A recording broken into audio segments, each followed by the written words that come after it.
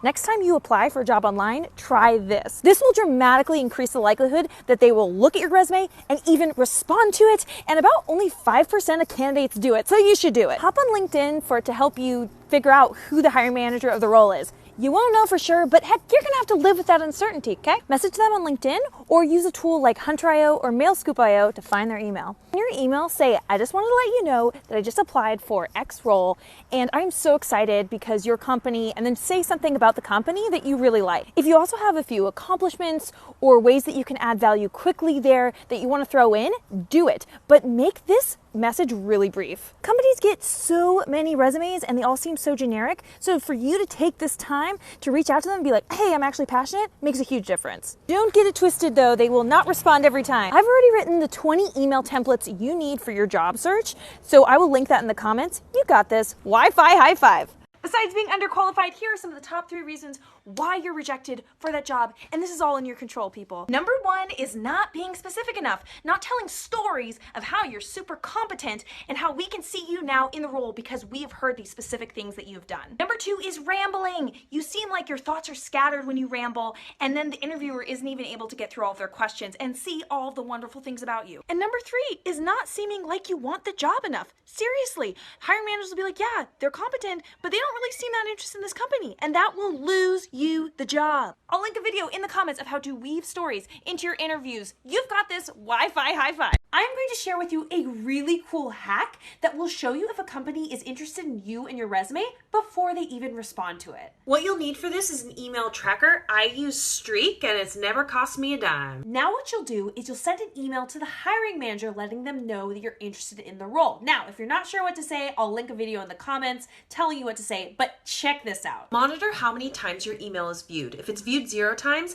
that means that maybe your subject line isn't very good, so you might need to change it, or that you're going to spam filters and you need to get in contact with them in a different way. If your email only gets 1 view, that means they opened it, read it, and wasn't interested in what you had to say. So seek more advice, get someone else to read your email, or move on. If you get 2 or more views on your email, that is a great sign. That means you piqued their interest. They may have even forwarded your email. So make sure you follow up on this opportunity. Persistence gets jobs. You've got this. Wi-Fi high five. Some of you guys give up way too soon. If someone ignores you or someone says no, you can't just give up. You gotta move on and you gotta ask other people, because all it takes is one person to give you that opportunity that could change your life. Here are 3 snap judgments companies make when reviewing your resume. Especially in the tech industry, they will judge you for having an email like a Yahoo, Hotmail, AOL, anything really old. Also for having an unprofessional screen name type email like DJ Doritos. Second, if you do not live in the city of the job you're applying to, either say on your resume that you are planning on moving to that city or want to move to that city. Third, if you're in the United States, get that photo off of your resume. Some companies aren't even allowed to evaluate resumes with photos on them because it introduces too much bias into the application process. In general, get rid of it. I'll link in the comments a video where I go in depth on all 3 of these and I add a 4th. You got this. Wi-Fi high five. Here's what your competition looks like when you apply for an internship. Last time I opened up internship applications, I took each of them and put them into one of 5 categories. 80% were resume sprayers. These are people who didn't follow the directions of the application and were immediately disqualified. The next group is the no-nonsensers, which is 9%. These people have qualified resumes but did not do anything else like write a cover letter or do anything else to stand out. The third group is the eager beavers, which is 5%. These people are really passionate. They show their passion in their cover letters. They message people at the company. The fourth group is the formal sir or madam, 5%. They use template cover letters and they're really generic. The fifth group is the out of the boxers. They're 1%. They go beyond applying online. They do something else. They get creative. I went so fast on these. I do have a full video where I break down my whole process and give more details. So I'll link that in the comments. You got this. Wi-Fi high five. When in a job interview and they ask you, do you have any questions for us? You have got to ask them a question, or else they will think poorly of you. So here are 5 questions to ask. What does it mean to be a culture fit at your company? What are some of your favorite things about working here? What are the biggest challenges the company is facing, and how will this role help to address them? How will my performance be measured so that we know that I'm making progress towards these challenges? Who's an example of an employee who has excelled in this role, and what made them a great fit? Boom, you got this. Wi-Fi high five. Folks, here's my #1 tip when you're asked, reason for leaving a job on an interview. This is the one thing you should not do, okay? If you do this, you're toast.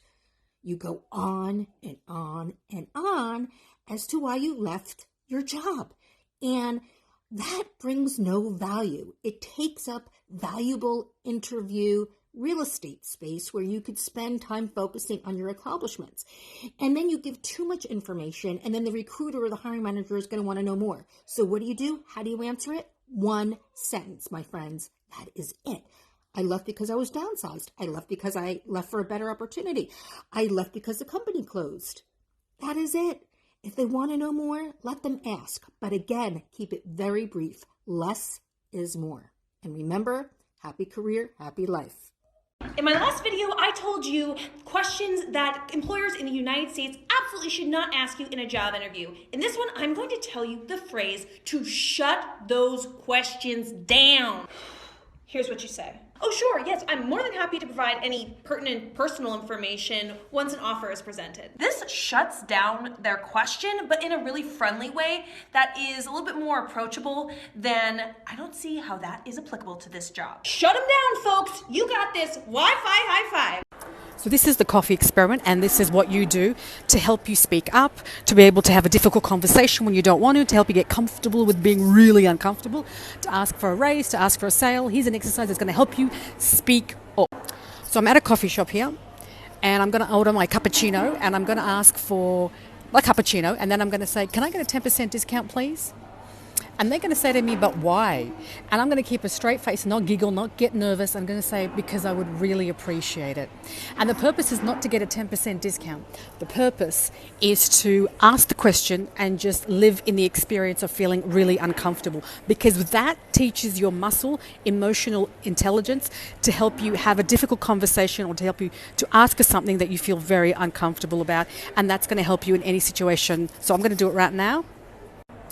So remember, the point is not to get the discount. The point is to ask the question, and that's what builds the muscle to speak up when you don't want to. Having a LinkedIn profile is more important than having a resume. There, I said it. Here is why. If you're looking to get a job at a business or a corporation, a lot of them, they get so many resumes into their system every day. And they hire all these recruiters. And you know what the recruiters do? Sometimes they get overwhelmed by those systems and they're having trouble sifting through. So they hop on LinkedIn, they type in a few keywords of exactly the type of person they're looking for, the skills, the previous titles, the location where they are, a bunch of profile pop up. They start messaging those people, and boom, that's who they give the interviews to. They give it to those people, and they give it to referrals. So you need to have a LinkedIn profile, have the right keywords on there.